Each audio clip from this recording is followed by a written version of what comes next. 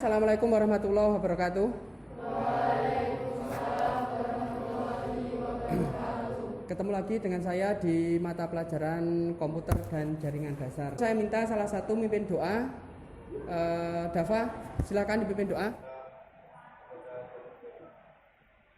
Oke, terima kasih Dava atas doanya. Sebelum kita mulai saya absen dulu. Ayena, oke.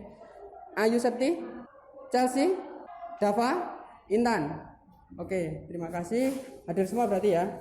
Jadi di kesempatan kali ini kita akan membahas seperti yang sudah saya utarakan tadi, KD 3.9, yaitu permasalahan dan perbaikan pada perangkat keras komputer. Di materi sebelumnya, pada pertemuan sebelumnya di KD 3.8, kita sudah membahas tentang menerapkan perawatan perangkat keras komputer, ya kan? Saya minta salah satu coba menjelaskan bagaimana cara merawat RAM atau memori. Yulia, mana Yulia? Ya, oke, Yulia coba. Oke, terima kasih. Ya, benar sekali ya. Jadi untuk perawatan pada RAM kita bisa melakukannya dengan cara melepas. Nah, setelah dilepas kemudian kita bersihkan pada bagian soket kuningnya. Itu kita bersihkan menggunakan penghapus. Terus nanti kita pasang kembali, terus kita tes. Itu salah satu perawatan yang dilakukan pada RAM. Di KD 3.9 ini kita nanti akan membahas tentang permasalahan dan perbaikan. Nah, tujuannya apa? Nanti ketika kalian sudah kerja, kalian tahu bagaimana cara mengatasi ketika terjadi kerusakan pada komputer. Kompetensi dasar dan indikator pencapaian kompetensi. Yang pertama, menganalisis permasalahan perangkat keras. Jadi KD 3.9, di situ indikatornya ada menentukan cara pemeriksaan permasalahan pada perangkat keras. Oke, selanjutnya tujuan pembelajaran. Melalui slide presentasi dan ceramah, peserta didik diharapkan dapat menentukan cara pemeriksaan permasalahan pada peralatan perangkat keras komputer. Saya lanjutkan, permasalahan dan perbaikan perangkat keras komputer. Yang pertama adalah power supply. Gejala yang terjadi, PC tidak bereaksi apa-apa. Jadi ditekan tombol powernya juga tidak bereaksi dan seterusnya. Gejala itu kemungkinan yang terjadi adalah pada power supply-nya yang rusak kemungkinan. Solusinya bagaimana? Nah ini, diperiksa kabel. Jangan-jangan kabel power yang terhubung ke PLN itu belum masuk atau belum dicolokkan dengan baik, atau mungkin kabelnya putus dan seterusnya. Kita cek dari awal seperti itu. Oke, selanjutnya kerusakan pada motherboard. Jadi setelah dihidupkan itu tidak ada respon, tidak ada tampilan di monitor, lampu indikator di panel depan menyala, kedip-kedip, kipas power supply dan kipas prosesor berputar, tidak ada suara bip di speaker. Nah, itu gejalanya biasanya seperti itu. Solusinya bagaimana? Dilepas semua kabel power yang menancap ke motherboard, semuanya dilepas. Silahkan Anda lepas komponen-komponen lainnya. Setelah kabel-kabelnya dilepas, komponen-komponen lain dilepas seperti RAM, VGA yang menancap ke motherboard itu dilepas semua. Terus periksa motherboard dengan teliti, lihat chipnya. Jadi chipnya itu dilihat apakah ada kemungkinan yang terbakar. Jika tidak ada tanda-tanda yang terbakar, kemungkinan motherboard masih bagus. Tapi ada kalanya motherboard tidak berjalan karena kerusakan pada BIOS-nya. Itu yang bisa saya sampaikan pada hari ini. Mungkin ada pertanyaan? Yo, ya.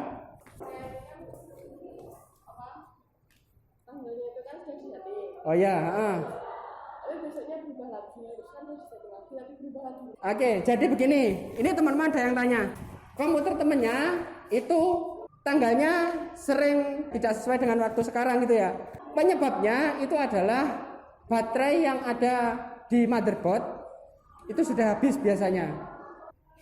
Materi-materi ini nanti sudah saya unggah di Classroom, kalian bisa buka. Oke, kalau sudah kita akan praktek, kita siapkan peralatannya, kita praktek, kita bagi kelompoknya sesuai yang sudah kita bentuk kemarin.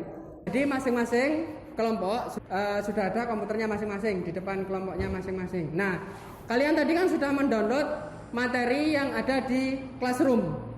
Jadi kalian sudah bisa melihat bagaimana nanti solusinya ketika komputer yang ada di depan kalian ini terjadi masalah. Oke.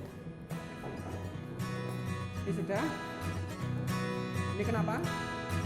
Masalahnya? Bisa nyala. Oh, enggak bisa nyala. Jadi kemungkinan apa?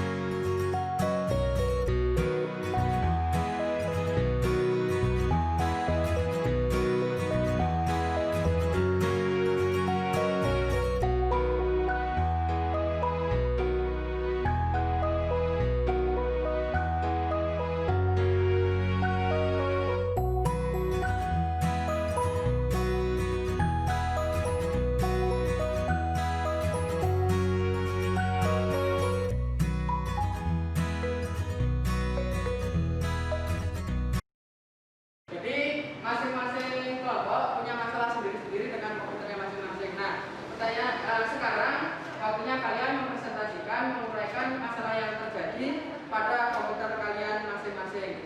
Nah, silakan salah satu kelompok mempresentasikan dari mulai kelompok 4, coba kelompok 4 ke depan.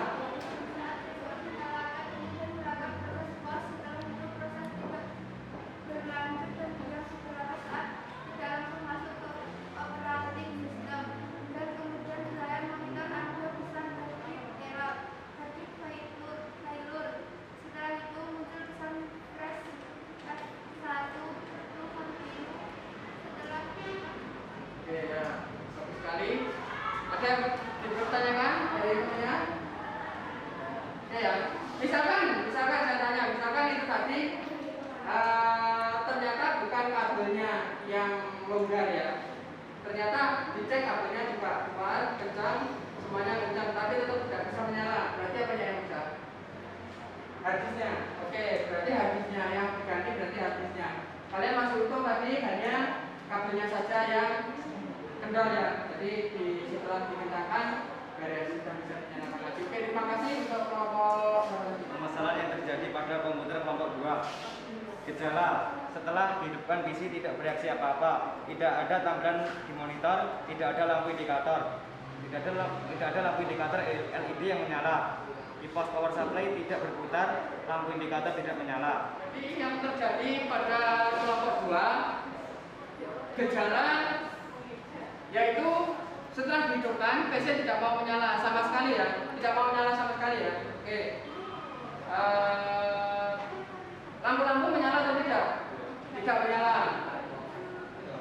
Power supply kipas juga tidak menyala ya. Oke, berarti tidak ada gejala apapun ketika komputer atau PC-nya dinyalakan. Jadi sama sekali tidak bisa diapa-apain. Nah, setelah dibuka apa tadi? Ternyata ternyata kabel pada power supply tidak tertatap dengan baik. Jadi solusinya dikencangkan dan coba dinyalakan lagi bisa ya. Oke. Kalau misalkan tidak bisa, berarti kira-kira apa yang bisa? Power supply-nya. Oke, terima kasih untuk kelompok 3. Untuk yang terakhir saya ingatkan lagi, silakan buka classroom-nya tadi yang sudah dibuka, terus nanti pada tugas ini, tugas kelas, silakan dikerjakan. Nah ini, di tugas kelasnya kalian bisa kerjakan ini. Tugas mandirinya ini, buatlah laporan tentang permasalahan yang terjadi pada RAM. Bisa dikerjakan secara berkelompok, tapi tetap seperti yang kemarin pengirimannya sendiri-sendiri. Terus jangan lupa juga absen di sini. Nah, yang terakhir di sini ada evaluasi di KD 3.9. Dan ada soal IC, juga ada soal pilihan ganda. Oke, mungkin itu yang bisa saya sampaikan. Semoga pertemuan kali ini bermanfaat. Saya ingatkan sekali lagi, tetap jaga protokol kesehatan, tetap memakai masker, dan jangan lupa jaga kesehatan juga kalian, jaga imun tubuh kalian. Oke, sebelum saya akhiri, silakan salah satu memimpin doa. Ya, memimpin doa. Terima kasih untuk doanya. Saya akhiri. Assalamualaikum warahmatullahi wabarakatuh.